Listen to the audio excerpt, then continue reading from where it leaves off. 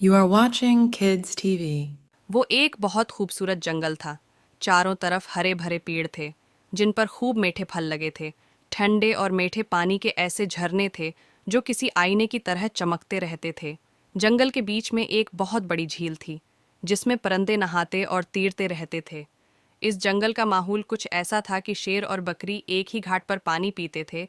सभी एक दूसरे का लिहाज करते थे, कोई किसी को न परेशान करता था और न आपस में लड़ता झगड़ता था। यही हालत परिंदों की थी। तोता, मीना, कबूतर, फाख्ता और कौवा भी एक खानदान की तरह जिंदगी बसर करते थे। सारे जानवर और परिंदे जब अपनी अपनी बोलियां बोलते थे तो सारा जंगल किसी खूबसूरत नगमे की तरह कानों में रस घूलने लगता था। लेकिन जिस तरह आदमियों में कुछ अच्छे आदमी होते हैं और कुछ बड़े, उसी तरह अच्छे और बड़े जानवर और परिंदे भी होते हैं। एक दिन जंगल के उस खूबसूरत माहौल को खराब करने के लिए एक कौवा न जाने कहाँ से वहां आ निकला। जंगल के परिंदे ने मेहमान समझकर उसका खूब इस्तकबाल किया। उसको खाने के लिए तरह तरह की चीजें पेश कीं, मगर वो कौवा तो किसी दूसरे ही इरादे से वहां आया था। दरअसल उसको फाख्ता के अंडे बहुत अच्छे लगते थे। एक दिन जब फाख्ता दाना चगने के लिए अपने घोंसले से बाहर गई तो कौवा बड़ी चालाकी से उसके अंडे को ले उड़ा। इस तरह वो पहले तो खुद चुपके चुपके फाख्ता के अंडे खाने लगा।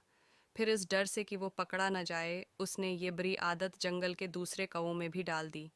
उनको भी फाख्ता के अंडों का मज़ा चखा दिया। बच्चों, ये तो तुम जानते ही हो कि फाख्ता कितनी अमन पसंद परिंदा और खुददार होती है। वो ना किसी को परेशान करती है और न किसी की बड़ाई करती है। वो तो बस अपने काम से काम रखती है। अब बेचारी फाख्ता जब भी अंडे देती, जंगल के कौवे खूब मज़े ले लेकर उनको खा जाते। फाख्ता का घोंसला जहाँ था, उसके पास के दूसरे पेड़ों में तोता, कबूतर और मैना भी रहते थे। पहले उनको पता ही नहीं चला कि उनके पड़ोस में क्या हो रहा है। लेकिन जब फाख्ता ने डर के मारे अपने घोंसले से निकलना ही छोड़ दिया और हर दम आंसू बहाने लगी, तो वो सब चौंके। उन्होंने ने फाख्ता से पूछा, क्यों भी फाख्ता, आप क्यों रो रही हैं? हमें कौवों को मार डालना चाहिए, तोते ने समझाया। चाहते तो हम भी यही हैं, मगर हमारी समझ में कोई तरकीब नहीं आ रही है।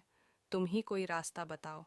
फाख्ता एकदम से जोश में तनकर बोली, तरकीब तो अभी अभी तुम्हारे आने से मेरी समझ में आ गई है, लेकिन पहले आओ ज़रा अपनी पड़ोसन मीना से भी बात कर लें, क्योंकि उसको इस तरकीब में एक बड़ा किरदार निभाना है।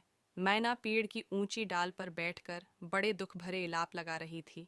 फाख्ता ने उसको समझाया, मेना जी, दुखी होने से काम नहीं चलेगा। कौओं को सज़ा देने के लिए कोई ना कोई रास्ता निकालना होगा। मेना ने धीमी कमज़ोर आवाज़ में कहा, मैं गाना तो गा सकती हूँ, मगर किसी पर हमला नहीं कर सकती। फिर कौवा इतना ताकतवर और चालाक है कि इसको मार भगाना आसान काम नहीं है। अब तो हम कौओं से डर कर ही रहना होगा। फाख्ता ने उसको समझाया, हम लोगों को डर कर हिम्मत हारने की ज़रूरत नहीं है। तोते ने एक रास्ता हम सबको ऐसा दिखाया है जिस पर चलकर अगर हम चाहें तो बड़े से बड़े जालिम से भी लड़ सकते हैं और अपने हक को मनवा सकते हैं। कबूतर और मीना बड़े ताज्जुब से फाख्ता की तरफ देखने लगे। तोता आहिस्ता आहिस्ता मुस्कुराने लगा। फाख्ता ने सबको समझाया, वो रास्ता और कोई नहीं, वो रास्ता हमारे इकट्ठा होने में है।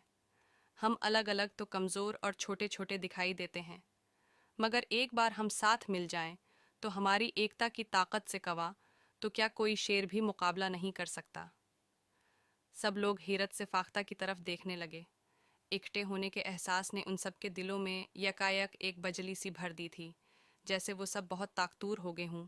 इन चारों ने मिलकर कौओं के मजालिम की कहानी जंगल के सारे परिंदे और जानवरों को सुना दी।